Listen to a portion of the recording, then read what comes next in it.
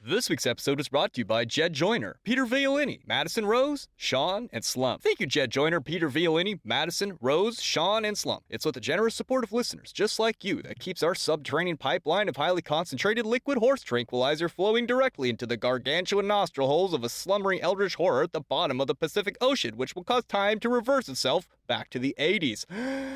If you enjoy time flowing in the correct direction but still want to support the show, please give us a like, subscribe, share, or a positive review on Spotify or Apple because that makes the algorithm gods happy. In this week's episode, we follow up our last about the Fool with the next tarot card in the sequence of major arcana, the Magician, or as he's known amongst his friends, the Lord of Illusion. We discuss the history of stage magicians, the ancient ball and cups game, the Magus of the Tarot, magicians of ancient Egypt, the god Heka, Hermes, Mercury, and what it has to do with the furry, goat-legged deity Pan. In the extended show, we discuss Hermes Trismagistus, the supernal triad of the Kabbalistic Tree of Life, Maya, Alchemical Mercurius, the Ogdode, hidden symbolism in the Magus card, and of course, the erotic poetry in the Bible. But don't forget, Aleister Crowley. Thank you, and enjoy the show.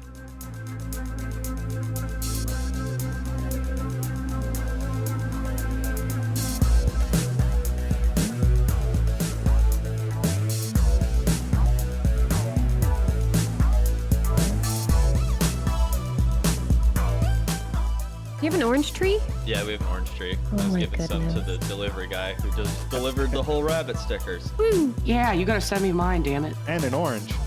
They should be showing up any day now. The swirly one? I just want the swirly one. Oh, you got some stuff showing up. I do? Yeah. Yay! You know, when I was a kid, probably around grade 6, I used to go down to the beach by myself because I was a loner, and I figured out how to do a pretty convincing seagull call, which is pretty horrible, actually. I used to mimic birds too. Yeah, but seagulls, it's like a scream. Can you make them come? I Sound like that, kind of? I think my roommate would not be impressed. Hello, everybody, and welcome to The Whole Rabbit, where we don't just tell you the boring old divinatory meaning for each card in the tarot sequence of the major arcana. Nay, we take a bounteous romp through the ever-golden fields of flowers and butterflies where the strange but beautiful boy man in the red robe with a shiny wand and a snake belt gestures us with effulgent grace the sign of Baphomet, because this week we're exploring the archetype of the magician, or as he's known to his friends, the Lord of Illusion. I'm your host, Luke Madrid, also known as the Hack Rabbit. Trismagistus in the sack. I'm joined this week by the harbinger of Hermanubis, Larisama, Oof. Hey, everyone. the Mercurial Magi, Malachor 5, Hello. and thrice great of magic, Heka Astra. Hello. This is officially what we call a Hekasode, because Heka wrote most of it. I do my best to keep on top of that, but she was more ferocious than I this week. And it also makes it part 2 of our series on archetypes from the tarot. Rar. Thanks, Heka. So ferocious. This episode is brought to you by Heka Astra and viewers like you. Truly is, though. So we talked about clowns last week because they're related to the Fool. This week, we're diving into the archetypal magician. More often than not, when you think of the word magician, it tends to conjure up images for most people of top hat wearing, tailcoat donning performers, skilled with sleight of hand tricks and optical illusions, a kind of seasoned trickster to wow us and leave us trying to figure out the secret methods to their tricks. Like, how did they make something out of nothing? Pull a rabbit out of a hat that wasn't there before, or cut something in two just to reconnect it without any damage. Some tricks kind of appear to be miracles. Personally, I think this is a lower form of magic, like real magic, with a K as people mostly spell it. I think it's like a cheap illusionary magic. I mean, I guess there is intention and there is psychic energy being directed about the room, so what's really the difference between the two? It's like talent and skill. Right, because last week we focused on the clown, the fool, and how that is magic in the tarot, whole path of the fool and the journey. And the magician is still somewhat early on, and I guess this is like an evolved form of that same idea. It's basically all the same skill set, but no longer oblivious to the facts. This individual is a master on the stage. how to trick you, even make you laugh or feel sad because something might look so real on stage. They really do go hand in hand. Like a good magician is inspired like the fool. To quote Jim Steinmeier, the art of the magician is not found in the simple deception, but in what surrounds it, the construction of a reality which supports the illusion. I think it's a really big hurdle when discussing magic with a K, because we're so familiar with the idea of magic being associated with stage performance and all that it advertises, which we know fundamentally is smoke and mirrors. People hear magic with a K, and they automatically think it's a bunch of malarkey. It's been a while, but I believe in some left-hand path literature, lesser black magic is when you are fooling others, and greater black magic is when you're changing yourself. So that would be the fundamental difference between the two types of magic, you could say. Right, and both types of magic are scrutiny to this notion of calling it malarkey, I guess. Because there is an illusory aspect to it. Absolutely, but this is where some of the difference between the fool and the clown are different from the magus or the magician. It's almost like in the magician's art, it's like you can prosecute them for such things. You can be upset about what's tricked you, and sometimes magicians that aren't show magicians, like people that were accusing of sorcery and like black magic and such, they would go after them. They're not protected like the clown role is. There's almost no room for error in this level of the archetype. The magician is culpable. The magician is guilty. So to dive into this a little further, last week we discussed the importance and power of clowns from cultures all across the world, the shocking similarities they share, and how it relates to the first or 0th card of the tarot, the Fool. If we may call the tarot a picture book of the Fool's journey to enlightenment and a step-by-step guide to realizing at one-ment with the universe, we would be quick to notice his first stop is the magician. This can be a little confusing because the Fool is labeled the 0th card and the magician as the first. This serves as the first esoteric clue about the tricky nature of both archetypes. As we learned last week, clowns have existed since pre-dynastic Egypt in numerous cultures all across the globe, and they were regarded for their trickery, stage performances, and of course magic ability, making the transition from fool to magician a natural evolution. To begin, we know the cup and balls trick goes back to at least 3 BC, where it was mentioned by Seneca the Younger in his letters to Lucilius. Consistent with the original name of the tarot card, Seneca refers to the performer of these tricks as a juggler. As we learned last week, jugglers were thought to be possessed of magic power, at least in ancient Egypt, and sometimes performed their juggling routines alongside acrobatics and presumably other tricks. In terms of the cup and balls trick, it might be depicted on the walls of a burial tomb in Beni Hassan, Egypt, dating back to 2500 BC, although Egyptologists are not exactly sure exactly what game is being played. They were really big cups. They were like pot-sized cups, so Egyptologists are like, well, we're not sure. They might just be trading decapitated heads and large pots. We don't know. It's kind of fun, though, because it's in the same tomb where there are also depictions of people juggling. So it's like, well, maybe it was a magic trick. Maybe it wasn't. Who knows? The cup and balls routine is pretty important because a typical cup and balls routine includes many of the most fundamental effects of stage magic. Balls can vanish, appear, transpose, reappear, and transform. When you combine the illusion of gambling with this trick, you end up with a con called a shell game, which has been practiced by thieves for thousands of years, who, typically speaking, are not in town the next day and are back on the road as always. Yeah, that's the iteration I was familiar with. They gotta let you win a few to begin with, and then they just start screwing you. That's very much how gambling is. You can stack the odds so that you're going to win at the start of it, but then you're probably never going to win big again. So magic has long had this association with the traveler, somebody who comes into town, wows you, and then disappears. I remember as a kid, I loved watching David Blaine on the television, and then later, Darren Brown completely messed me up. I still have no idea how much of his hypnotism stuff is clever audience selection and how much is just Harlequinade. Our sponsor for the show. Are you a thirsty fool? Big Shoes got you down? Try Harlequinade and get back into the ring feeling re-fooled. Harlequinade, it's bonkers.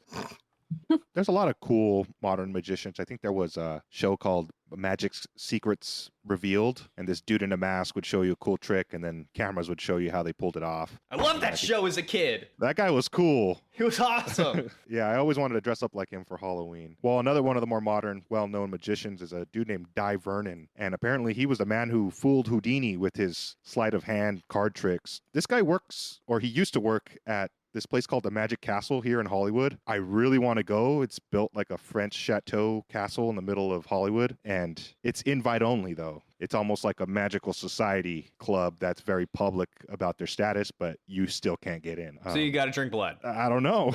You got to do magic. You got to be a showman and be good at it. You got to do butt stuff. Yeah, I was always fascinated by Watch as I make this carrot disappear. Oh no. And I'll pull a fucking rabbit out of your skull.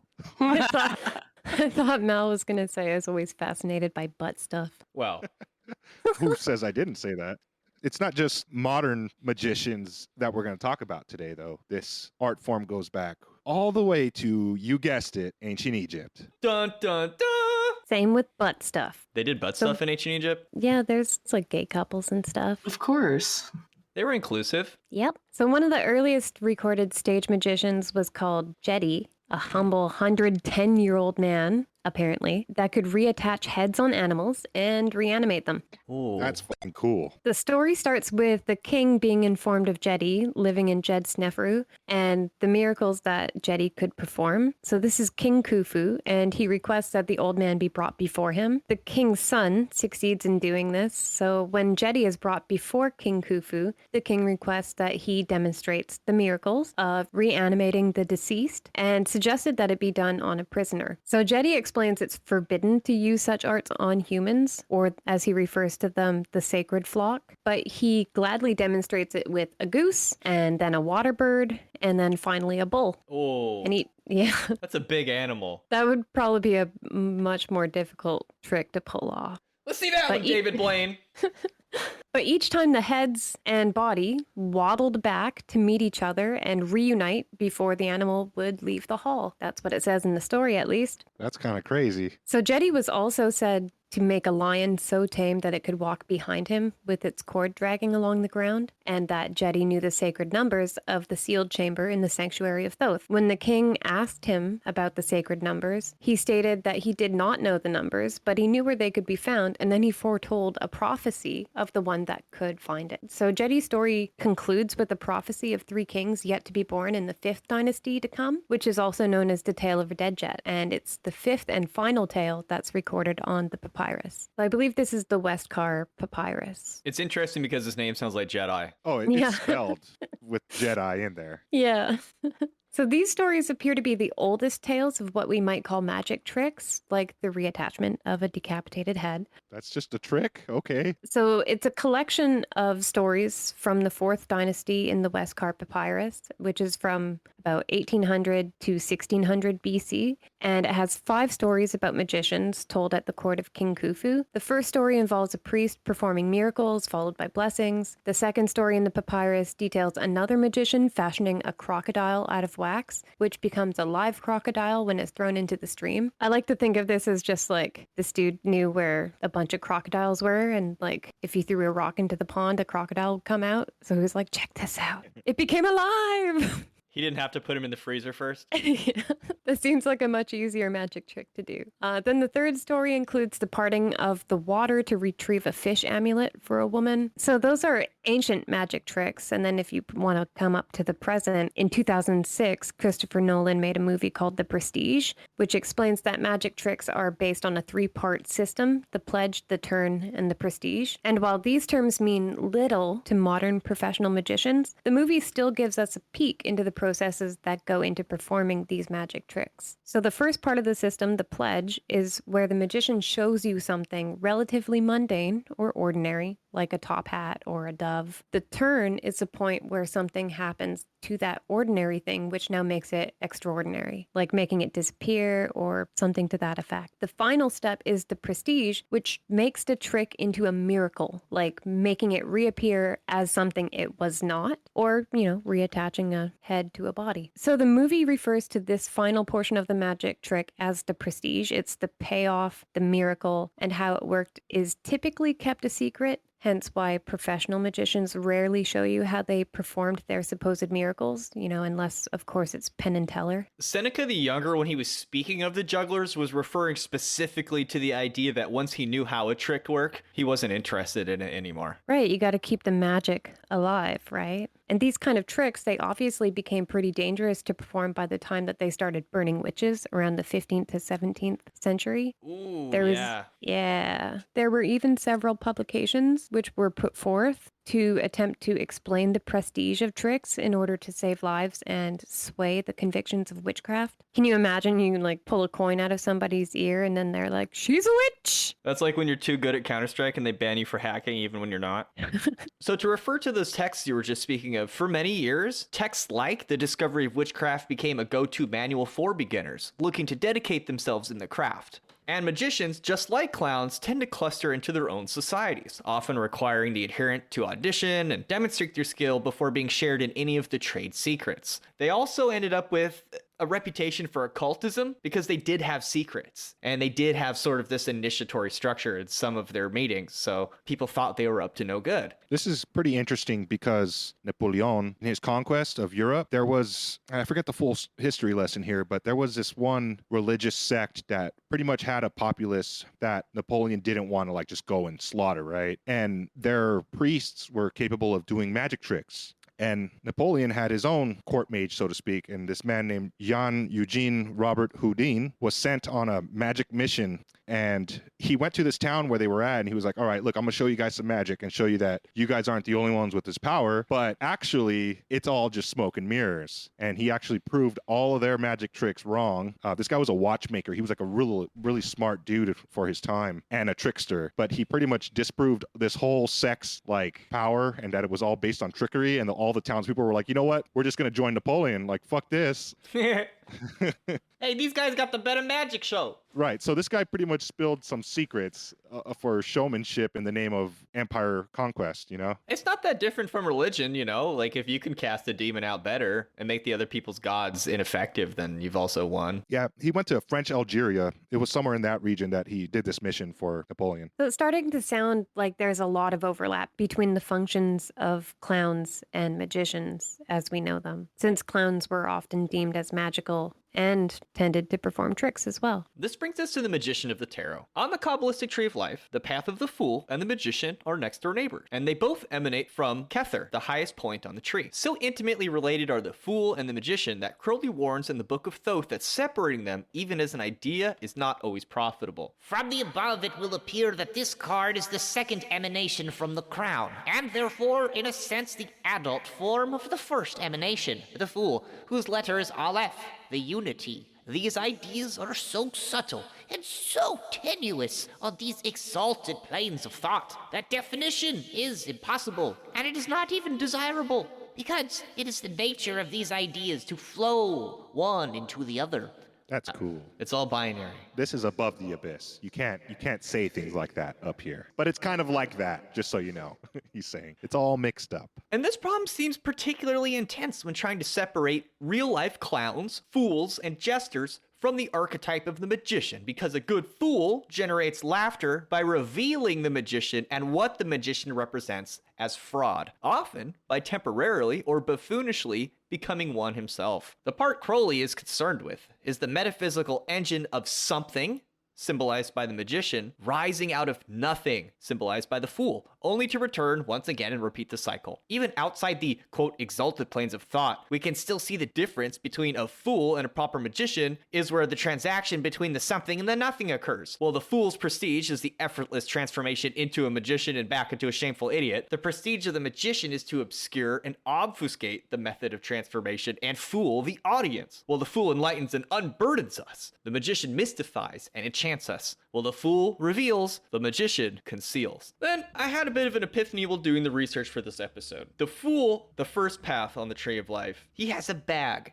And I was thinking about it. Bag is spelled, at least in English, B-A-G. And those are the three letters that lead to the crown or Kether on the Kabbalistic Tree of Life. Bet, Aleph, and Gamel. Interesting. The magician is also depicted with the, the wand, the cup, the pentacle, and the knife or dagger Yes. on a table. So in a way, the magician has mastered material elements, whereas the fool has this bottomless bag of transformation that's basically like a magical button to get to the top. So it seems to me like the fool stumbles into this transformation while the magician becomes a master of the four elements, like the Avatar, in order to get, to attain his prestige, as it's called. The traditional outlook is not too dissimilar from what you just said. The idea of the fool being related to nothing is that he has all that magician stuff in his bag, but it's all concealed still in the nothing. The nothing is pregnant with it.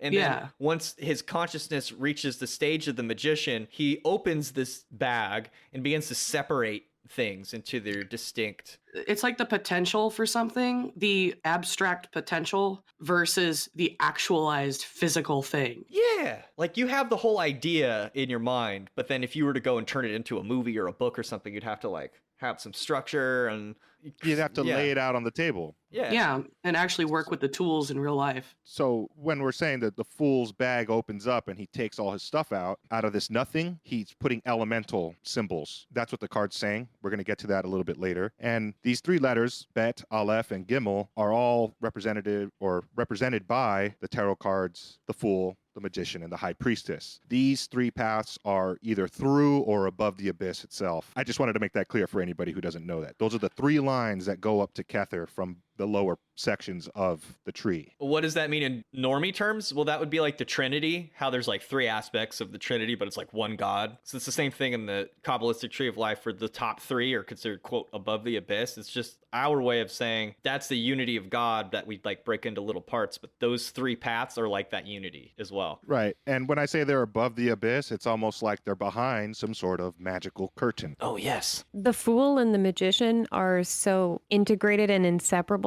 from our perspective that it's like trying to separate the Wizard of Oz from the guy behind the curtain. While the Fool and the Magician share aspects of being tricksters, the Fool or Jester is unabashed, unashamed, and doesn't hide the fact that he is a trickster, and his tricks are often highly dependent on the one being tricked, since the Jester is holding a mirror to show you that you are also the Fool, whereas the Magician is a trickster or illusionist that doesn't want to be made the Fool while he is fooling you. His mirrors are used for the tricks themselves, for optical illusions. We've been referring to the artwork of the traditional tarot decks, but the Giga Chad Crowley and his friends thought that it'd be a wise idea to make their own deck to represent the new Aeon, and he called this the Thoth Deck, of course. It's also the best deck ever. It truly is. The art is psychedelic and super surreal. It's truly out of this world. And in this deck, he calls the Magician card the Magus. So I'll use those two words interchangeably through this episode. This card is, of course, seen as inspired power, manifestation of the will. It's like a liminal point, connection between the spiritual and the physical realms, like a medium, in the way that mediums can communicate with the dead, perhaps. It's this agent between worlds, it might seem. Their tricks are beyond reality. The Magus represents duality or polarity,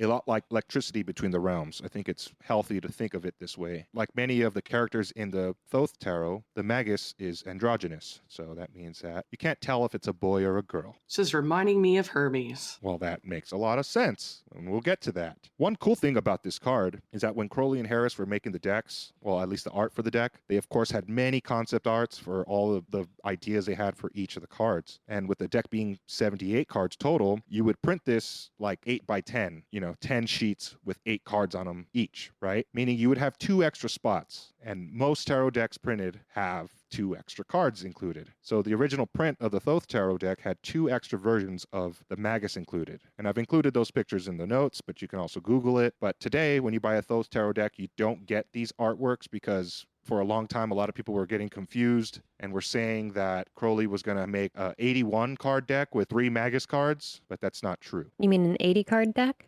Yes, an 80 card deck. Sorry. I have one of these decks, and I ended up choosing the Egyptian-looking Magus, and that's the card I have now. I'm not sure where the other ones are. Something else that I notice about the artwork is if the Magus is supposed to be the medium between the physical and the spiritual, it's interesting that yellow and orange, like warm yellows and yellowy orange is used to represent the figure, because your solar plexus, which is your center chakra, it's right at the bottom of your rib cage and the center of your body. That's where your ego sits. And then that's the division between the upper, like the higher functions, as in the spiritual and mental functions of your body, versus the physical functions of it. And it's really cool too, because if you look at the electromagnetic field that's made by the human body, the center point at which the toroidal field emanates is from the solar plexus. So that's at the point of transformation. That's pretty awesome. Interestingly, in all three versions of the Magus card from the Thoth deck, his solar plexus is in the dead center of the card, it seems like. Or the lines seem to emanate out from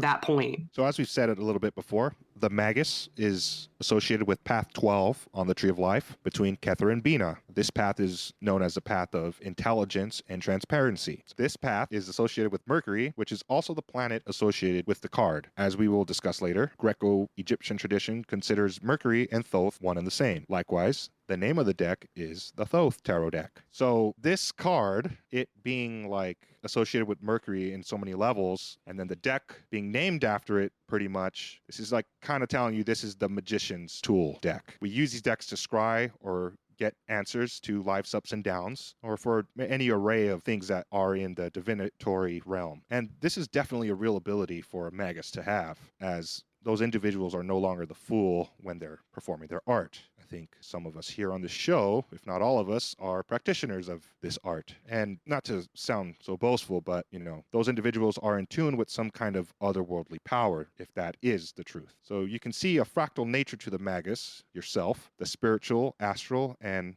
the big source, and how a Magus operates, seeing that everything seems to go their way when they're really in tune, right? Or it seems to maybe luck, like when a magician is able to guess your card after he tells you to pick it. Like, how does he do that? Is it luck, or is he guided by some otherworldly force? And we've said as well that the magician in the tarot is associated with the Hebrew letter Beth, which means house. And I take this to imply the planning process needed to build a house or a temple. And in this particular understanding, it resonates with me, the statement, your body is a temple. You are a Magus, potentially. Have you ever heard the phrase, bring down the house? You gotta set it up first. That's the thing. I mean, it's funny you would specifically say planning process, because the house hieroglyph, which was the likely ancestral root for the Proto-Sinaic bet, it carries with it, alongside its obvious associations as a house, the additional meanings of the floor plan of a house, as well as to come forth. So that directly has to do with the planning process. It literally looks like a floor plan too.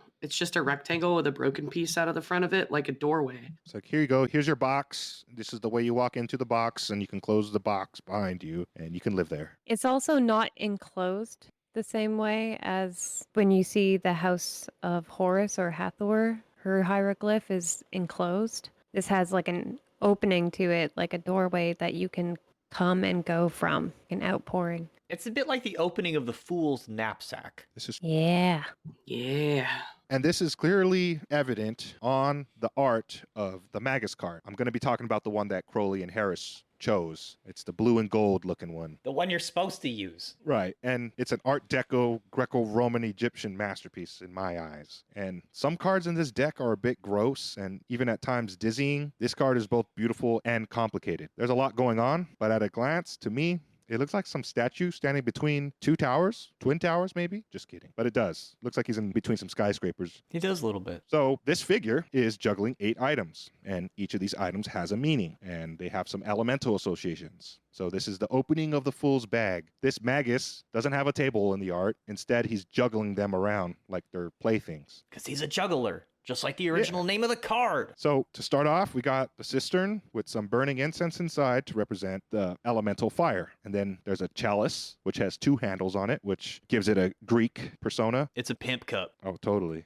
And that, of course, represents water. And then there is a disc flying about that represents earth. And then there is also a sword or a dagger of some sort that represents air. What about the other 4? So there's also an 8-pointed star, and this has many meanings. But, easy answer to this is the 8th Sephiro Hode is ruled by Mercury. So we get a resonation with Thoth and the Magus and Mercury again. And then you can see an egg with some wings. This is the 5th element, spirit, and it also is the Orphic egg, the active and passive forces of the primordial creation abyss in a symbol. He's juggling that around. It also links him back to the Fool as the babe in the egg. And how the egg splits into 2, which creates the universe, which is kind of like what he's doing. He's separating things. Right. And up at the top, there's a stylus and a scroll, which are the tools of Thoth. And Thoth created words. He's the scribe. He created language and magic. So those being at the top make a lot of sense with this guy. And it's arguable that he's juggling them because they're so perfectly placed at the top, but I think they're all part of his act. I like too how it's a masculine and feminine pair of symbols because the stylus is like the masculine implement to write upon the feminine receptive paper. And without them, you can't have a book. You can't have the finished product with the words on it. Right, and him, or this being an androgynous being, that just makes a lot of sense. He would be balanced, or they would be balanced. Sorry. Oh, yeah. You gender essentialist or something? Well, this will tie in a lot into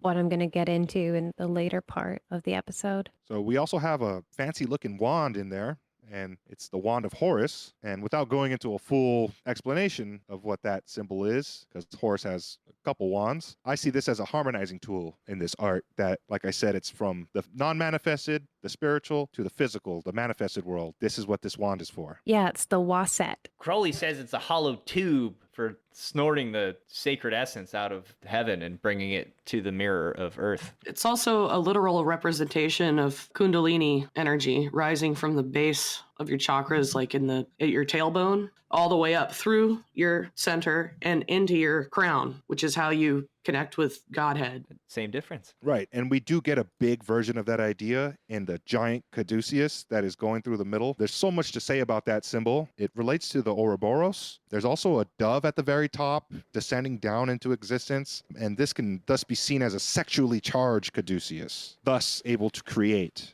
to manifest. And this is a lot like Kundalini because it has snakes, of course, a caduceus does. But it's twisted. It's like an Ouroboros that's twisted like the infinity sign. And it does make the infinity symbol in the art of this card. And it's probably representative of the infinite nature of consciousness. Creation, right? Yeah, it's ready to go. Caduceus is ready to create. It's activated. And one of the snakes at the top has the headdress of Isis, and it looks like a little throne upon its head. That's the snake on the left. The snake on the right just wears a regular-looking crown, which is Kether, and it's placed at the top. There's also a white light emanating from behind the Magus in the art. That might be the light of Kether. He's also standing upon a black mound-looking thing, and that could be like the primordial mound or his mastery over the manifested world. He's got winged sandals on. Now, this is Hermes, who is another magician part of this story. I never noticed the throne and the crown symbol because it links Bina, the throne, to the crown. Yes. Wow, I never noticed that. So he's got some winged sandals on, and this is a lot like Hermes, who is the messenger of the gods. And the straps of the sandals are snakes shedding their skin, a symbol of rebirth. So this guy's got a lot of magic tricks going on in his symbolism here. And there's a bunch of geometric lines shooting out in the background, and this is representative of the formation of the universe, the blueprint of the mysteries. So it's like behind him, the cosmos forming, he's casting a spell, so to speak. And then on the bottom right, there's a little ape. And in Crowley's Book of Thoth, he has a couple things to say about this ape. And it represents the distortion of truth. And he refers to it as the ape of Thoth. And it also makes me think of Hanuman from Hindu mythology. Which has a lot of overlap with the mythologies of Hermes. So Heka, what is this ape of Thoth? I forget what the actual name of the baboons are called. I think they're Hamadryas baboons. You looking it up? Papio hamadryas, the sacred baboon. Right. So the Hamadryas baboon was specifically regarded as the sacred baboon in Egypt, and that was the baboon of Thoth. And these baboons, it's not specific behavior to these baboons, but there are several primate species that just before dawn will seek the highest point, like the highest point of a mountain or up on cliffs, to watch the rising of the sun. So like Rafiki. I was just about to say that. Yeah, like Rafiki. Or as we'll discuss later, Hanuman, who has a similar relationship to the sun. Yeah, he totally does. Hanuman sounds mysteriously like human to me. Hint, hint.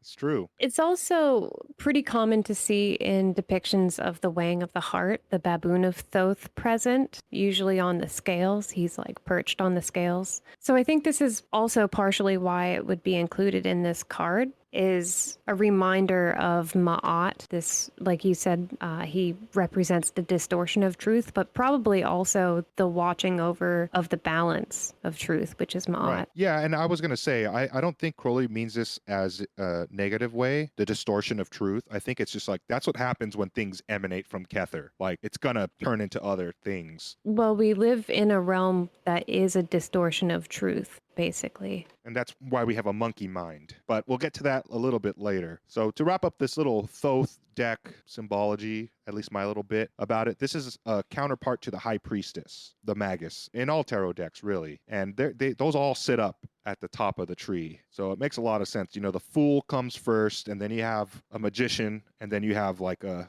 girl version of the magician that just does other magics. Maybe we'll do an episode about the High Priestess next in the series. Definitely. The term magician comes from the Greek magos, a word used from the learned and priestly class Persians portrayed in the Bible, and used to describe the wise men who visited the baby Jesus in Bethlehem. In the histories of Herodotus, the Magi are named as one of the tribes of the Medes, which were ancient Iranians. History shows that these Magi were most likely Zoroastrian priests, but the Greeks understood the name as having been derived from Medea, who was an exceptionally powerful witch with blood ties to Apollo, whose power was sponsored by the goddess of magic, Hecate. After failing to convince King Aegeus to kill his own son, Medea fled to Iran, where Herodotus claims the term Medes and Median come from. This means the earliest use of the word began as a way to identify somebody with spiritual or magical potency. And that's magic with a K. Yeah, these folks were expected to do magic, like cutting off heads and putting them back together kind of thing.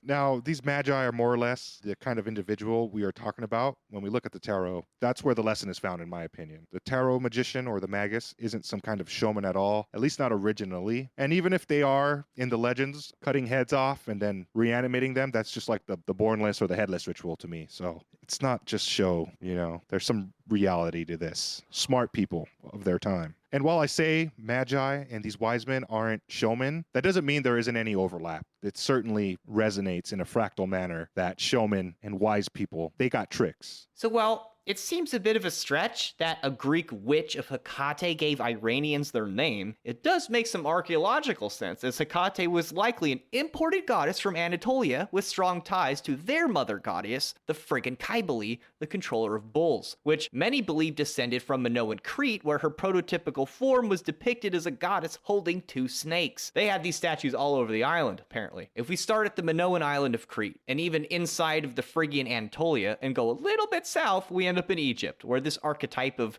the magic goddess likely originated, although as a dude. Well, kinda. Well, the Egyptian name Heka means magic, using magic, or otherwise using the Ka, and is also just simply translated as magic itself. So you mean like the very force at work when you're doing magic is also called Heka? Right. The force. This is the part of the episode where we're going to see how many times Heka can say Heka. Heka's the Heka with heckiness. And she's heckling you. I'm Heka, you're Heka, we all Heka for Heka. I don't think you're wrong either. I think, like, by definition, it's all magic. So, yeah. So Heka was a deity who personified magic, and as such was largely a conceptual deity that would prove difficult to understand for anyone that separated magic from daily life or the world that they live in. In regards to the concept of Heka, its divine existence was understood to be the underlying supernatural element of creation, perpetuation, and the preservation creation of the natural world. It sounds like Heka was more of a principle than an embodied personality, like the other gods. Kind of like how the Greeks used to think of the Fates. Yes. Definitely seems like an above the abyss idea. Yes. So Heka was such a pervasive concept that there was no formal worship of the god at cult centers, nor were there any specific temples to the god. Heka was simply a part of life and a hidden aspect of all that is. And as such, anything that is because of the Heka hidden within it. So essentially everything and anything you could even think of is Heka, because everything comes from and is magic according to Kemetic beliefs. Heka was so central to the understanding of life itself in ancient Egypt that the concept of religion as a specific mindset was so foreign to them because everything was spiritual, everything was Heka. This ancient concept was an acknowledgement of the hidden fifth element in all the manifest universe. As a deity, Heka was depicted in various forms, typically in fully anthropomorphic form as a man wearing royal dress and a king's beard, though there are other variations as well, including feminine forms or wearing the hindquarters of a lion on his head or having his hair in the sidelock style, typical of youth. Or a Jedi. Yep. Oh, no shit. I never thought of that. So looking at the hieroglyphs for the name Heka, we can see the phonetic he as a twisted piece of flax, which was commonly used for wicks in lamps. And then we also see the phonetic ka, depicted with two arms raised in a hailing position. It's also reminiscent of the horns on a bull or a cow. Each hieroglyph also carried with it automatically associated symbolic meanings. The twisted wick, he, is related to the concept of infinity and the dual nature of manifestation or emanation of the universal soul, or ka. So this concept was shown simply in the single piece of flax, folded and twisted together with two separate ends protruding at the bottom, giving the impression of dual manifestation from a single string. Ka was regarded as a soul aspect and can be translated as the life spirit or vital essence that's inherent in all things. And this is essentially, like I said, the fifth element that many occultists know as spirit or universal soul. So this is like the real you in a new age sense, right? Like this is your astral, celestial. We're all connected to this identity. Yeah, and also because the Ka, it was often described as being a double. A lot of the earlier Egyptologists will refer to it as your double,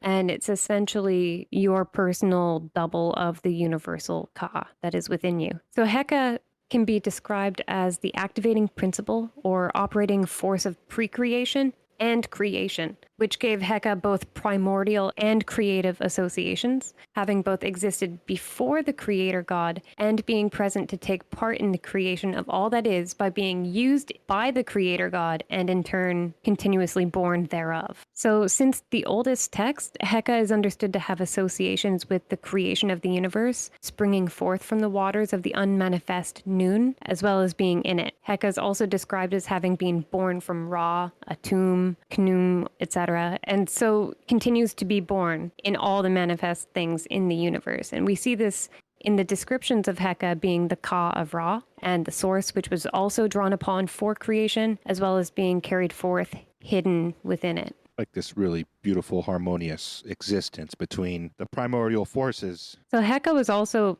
since it was the name for magic and users of magic, the deity was often given the epithet of eldest or eldest magician. And once you dig in a bit into the ancient texts, you might also notice that Heka is related to vital potential, light, and emanation. So the Ka as the fifth element exists in all created things and ultimately has its roots in the pre-creation nothingness as conceptual energy, and this energy is Heka as the divine, eternal, universal Ka, and any expression of it also Heka. So this makes all the gods, the power of the gods, all manifest creation, and any conscious practitioner also Heka. So Heka not only referred to the god, but likewise was a term used to refer to magic, medicine, and even the human practitioners themselves being healers and magicians alike. In fact, the healers, they were often called priests of Heka, and that's because Heka also means using the Ka. So since any use of the Ka was Heka, whether it be conscious or unconscious, you need only to recognize it within yourself to realize yourself as Heka. If we stop for a minute and consider that Ka also had an association with bulls, and there's an association with being able to control the Ka, it would make sense that as she migrated north, it became the controller of bulls. Totally. This also relates it back to the Fool and Aleph, because Aleph is the bull head. Likewise, the idea of planning and structure and design as something to contain the Aleph, or the bull. Right. Which is also like the sun in the cow horns that you see on the top of the heads of Hathor and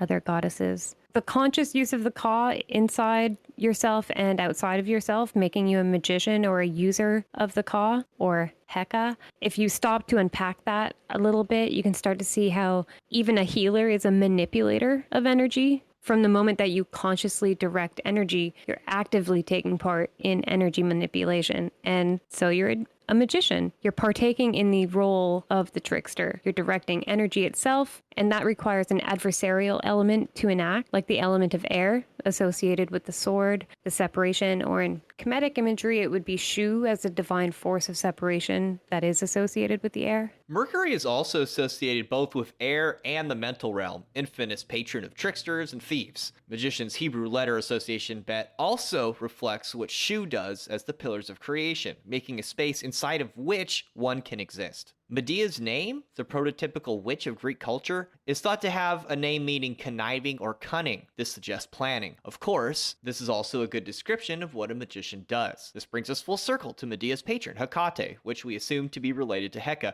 If Heka inspired the Minoan and Phrygian goddess upon which Hecate is based, why is Heka a dude? So the anthropomorphic deity Heka was most often depicted as a male. However, the concept of being great of magic was often depicted with feminine determinatives. So you could say there's a bit of gender swapping as Heka manifests, Heka being an activated masculine principle, typically, in what you might call the feminine womb of pre-creation noon, or the cosmic egg. And then once manifest as great, becomes a feminine once more, in what you might refer to as like a receptacle of Heka, like being filled with Heka. So this is that Orphic egg that I was talking about earlier. Yes. Yes, it's filled with Heka. The creamy Heka filling. So this divine feminine was the personification of supernatural power, known as the goddess Weret Hekau, meaning greatest of magics, or the great magician. So the great magician is a chick, whether you're a dude or not. I like this. This is cool. Well, it's both chick Totally and dude, both. As we say, Yeah. best of both worlds. Yes. And Hermes as an androgyne, it makes sense. So her name, Weret Hekau. Hekau is the plural of Heka. Usually with the plural, they just add a U on the end, a U sound. And she was the wife of Ra, and her name itself could be used as an epithet to describe how someone was great of magic. So this epithet could be applied to divine aspects of pre-creation, like Mut, to other gods, like Nekbet, or all the way down to humans. It was also a really common epithet for Isis, so Isis Weret Hekau, or Isis Great of Magic. But if we go back to the simple yet complex concept of Heka as a primordial source of energy, it was often both evoked and invoked during rituals as being the hidden Ka. So you'll often see in a lot of the old texts that the Ka that the magician acting as Heka, by connecting to a Heka, will also say, I am Heka in rituals, and directs the energies as well. If you look at the hieroglyph again, the twisted flax also represents two intertwined serpents as dual manifestations. And some ancient myths will tell of Heka defeating the snakes, the primordial snakes, and separating them. And this is sometimes visually shown as Heka holding two serpents, one in each hand, sometimes crossing over each other. Oh, yeah, there's a Sumerian goddess that does that too. Yes, and that's my whole point is if you go into the Mediterranean, you find Crete, where it seems like her hieroglyph could be mashed up to make it look like two hands holding up each side of a twisted wick, or in this case, separating the snakes, like the Minoan snake goddess statues you found everywhere. They look mimetically similar. So and then often right next to the Phrygian goddess, you have who else but Hermes and Hecate flanking her. It's kind of fun because eventually the goddess holding the snakes comes back to Egypt in the form of Kadesh in the later periods. It comes full circle back around. It's kind of fun. But several texts, like the Book of the Amduat, give Hekau a relationship to light and emanations. it says, "May your Hekau shine." So given its link to how Heka manifests with a dual nature while still being one thing, like the twisted flax, you might also relate it to light emanations as the light itself is bent and refracted. So we perceive it largely as either being solar, waking, conscious, or direct light, or lunar, nocturnal, unconscious, reflected light, which is a really simplified way of perceiving the Fool as zero and the Magician as one.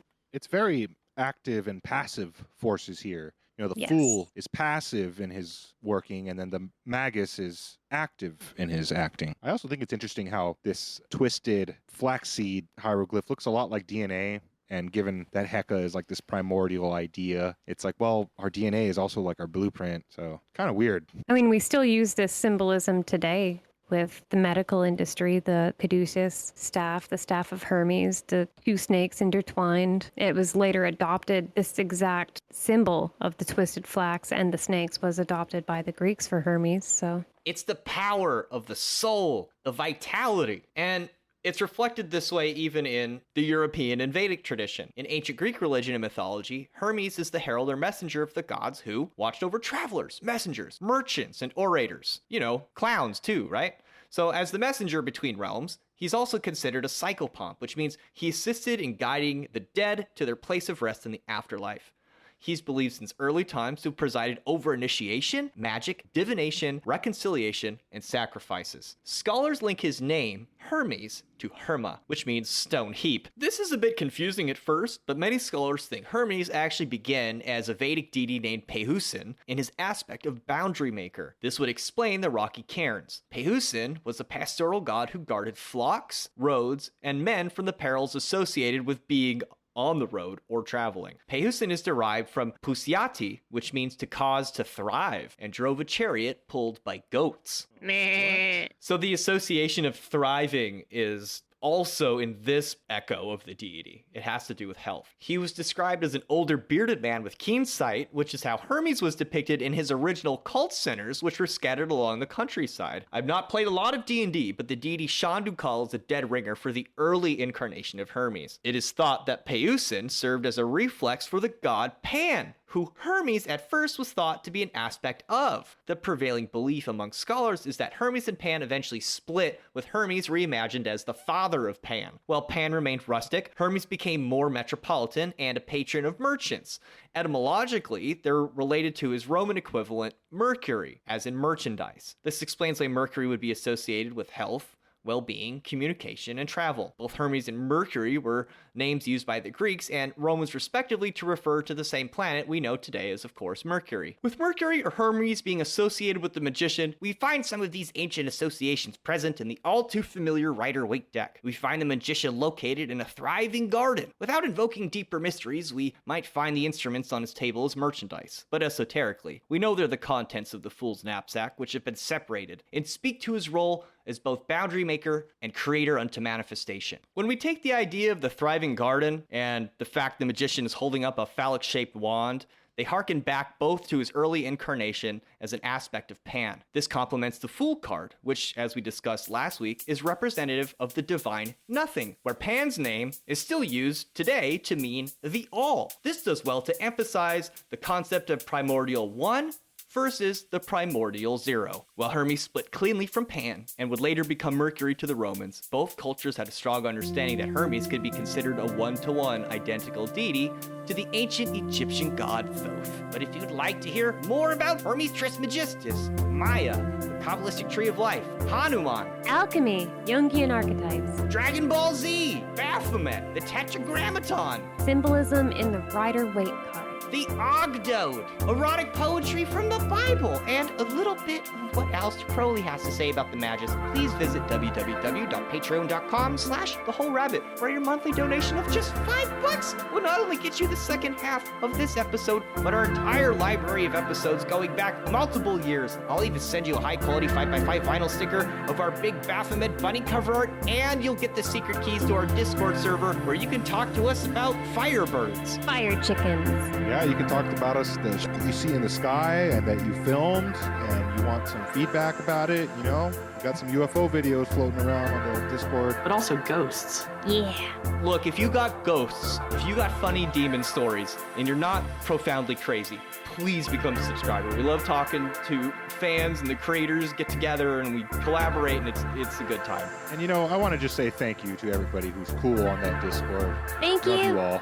Shout out. Yeah, you've made me completely abandon all other forms of social media. I don't think I could get through my day without all you people in the Discord. I'm really grateful for you. The only reason why I'm on other social media is to bring the memes to the Discord. Sometimes we got some good stuff. We love you. Thank you, everybody. Eat carrots. And shoot lasers. Pew pew. Pow pow.